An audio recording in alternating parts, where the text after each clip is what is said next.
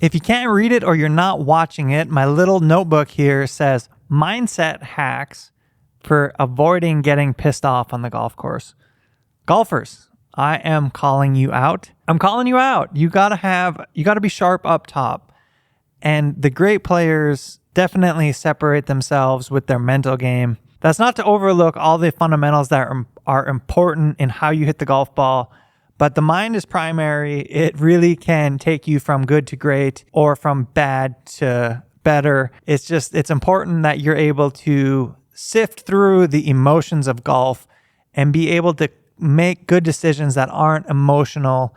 And if you hit a bad shot, that you're able to work through that and be positive, not negative. Don't throw clubs. Don't do that stuff. You've been part of that golf group before where someone's having a bad day and that whole energy just affects everyone around them. Now, at the end of the day in golf, it's our responsibility to play our own ball and manage our own golf game. But golf is sure a lot more fun when you're playing with people that are having fun. I want that to be you in 2023. It's a big year, friends. It's a big year for me. It's a big year for you. It's going to be our best year yet. My name is Tim Connor. I'm your host of this podcast. I teach golf all day, every day. That's all I do. And this podcast is my platform to pass along the things I get to learn and see and the journeys I get to be a part of. So it means a lot to me that you're here, you're hanging out, and you're into the golf learning curve because that's my jam. Let's talk about how to use your mind to make better decisions. What's that old saying in golf? The mind is primary. Golf is 90% mental. The other 10% is in between your ears. Golf is 8 inches. The game is 8 inches. It's all between your ears. Anyway, you get it. It's important. It's really important. First off, your job in golf, your job when you show up to play. And this is a very important premise that I want you to operate off of while you're playing is take your game shot by shot. You need to be 100% present for the shot at hand. The last shot doesn't matter. The next shot doesn't matter. The only thing that really matters is the shot that you're hitting. Be present. And some people tell me I can't focus or whatever. And I get that. I get it. There's a lot going on around you. But in golf, all you have to do is be present for 15 seconds and then be wherever you want to be. Think about your stock portfolio. Think about your business. Think about your kids. Think about your family. Think about whatever. Be wherever you want to be. Talk to the players in your group. But you need to be able to lock it up for 15 seconds. Focus on your shot and hit that golf shot. Now, here's some best practices for doing that. A pre-shot routine is necessary. Every great player has a pre-shot routine. If you don't have a pre-shot routine, develop a pre-shot routine right now. Leave this podcast and start developing that. What I would recommend is 1 or 2 practice swings away from the golf ball. Visualize the shot you would want to hit. Use your practice swings to try to replicate the shot you want to hit. So if you're feeling a draw or feeling a fade, make those kind of practice swings. So when you step up to the ball, you're simply relying on the muscle memory or the intention that you've created by making great practice swings to reaffirm what you're trying to accomplish.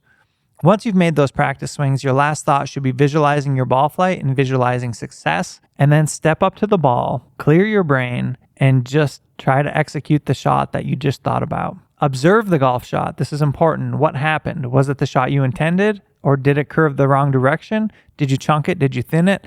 These are all notes we need to know because we're going to make that adjustment during our next practice routine. Learning from every shot you hit, and you're making these subtle adjustments as you go. Now, in a perfect world, you don't have to make these adjustments because you're hitting it really well. As you know, we don't exist in a perfect world. Golf is hard, and we want to be actively working through our mishits. So you step up, you hit that shot, you reflect on that shot, you take some mental notes, and then you move on to the next shot. And you rinse, recycle, repeat. And you get that whole break in between the shots you've hit to do whatever you want. Do whatever you want. Talk with the players in your group. Socialize. Take a sip of that barley soda. Whatever you got going on, you have the opportunity to do that. But then you need to lock it up and work through your pre-shot routine and set your intention with the next shot. Again, this is a 15-second process. Slightly more, slightly less, depending on how quickly you move through it. Now, no doubt you've been pissed. I've been pissed. I still will get pissed every once in a while. It just happens. But the trick is to be like a tea kettle. You want to let that steam blow off and be done with it. Don't let it linger. You have to have a short memory in golf. And so much of what we're talking about here and your success or your lack of success or your happiness is based on the expectations you set for yourself. Now, many people will have expectations that are like, I want to go out and break 90. I want to go out and break 100. I want to go out and break par, whatever your expectations are. They set scoring expectations, and those aren't really fair. They're really not. Our score is ultimately out of our control. But what we can have expectations for is our attitude or our effort or the process we're going to work through. So a better set of expectations would be like, okay, I'm going to be present on every shot today.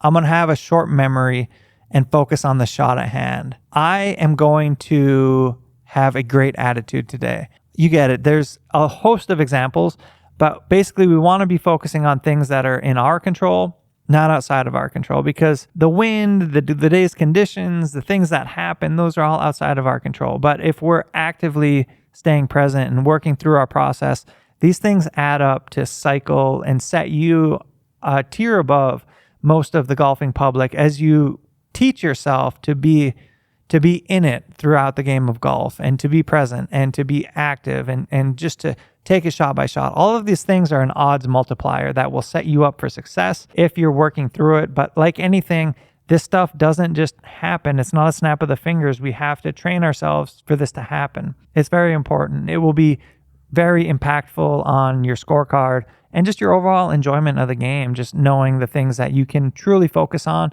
to get yourself a better output for golf. Now, I touched on this, but the tea kettle thing, but I want to circle back and just say it is so important to have a short memory. If you shank a golf ball, yeah, I said it, shank. If you shank a golf ball or you slice one off out of bounds or something terrible happens, your ball is plugged, you have to be able to let that go and move forward to the next shot. If you let that cancer spread, it's only going to make your results worse throughout your round of golf. So we have to be able to squash it, let it go, and move forward and move on to the next shot. Now, that's easier said than done. Remember what I said earlier. Your job is just to be present for the task at hand, one shot at a time. Let the last shot go. Don't worry about the next shot. Focus up for 15 seconds and be present for the shot you're about to hit. All of this stuff that we're talking about today is kind of simple on paper. Like, it was easy for me to write those notes down. It wasn't complicated. The skill in this is in the execution. It's not in the idea. As you get further and further along, you can continue to whittle deeper and deeper down into the mind game rabbit hole, where in golf, remember, our job is to be present, take it shot by shot, have a short memory, have a pre-shot routine, learn, reflect, rinse, recycle, repeat. Now, every once in a while, I like to dive off and talk about this side of golf, because golf is physical and it is also mental. But as you continue to get better and better at golf, having a strong head game is something that can totally separate you from the crowd. Because when you're playing under pressure, you have to rely on the systems you've built and the practice that has led you to that point. If you haven't worked through your pre-shot routine enough times for it to be automatic, you will falter. If you have a hard time being present in that moment, you will falter.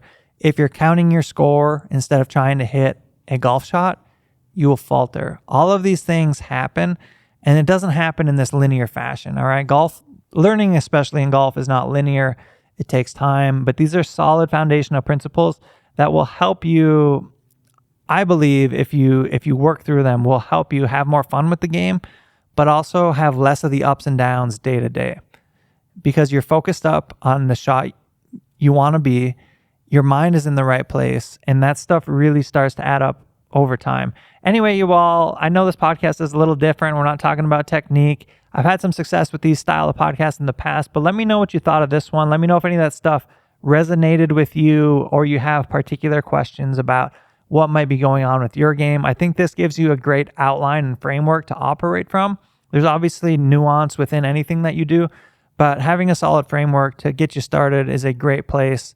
And drop any questions you have below in the comments, or send me an email. I'd love to hear from you guys.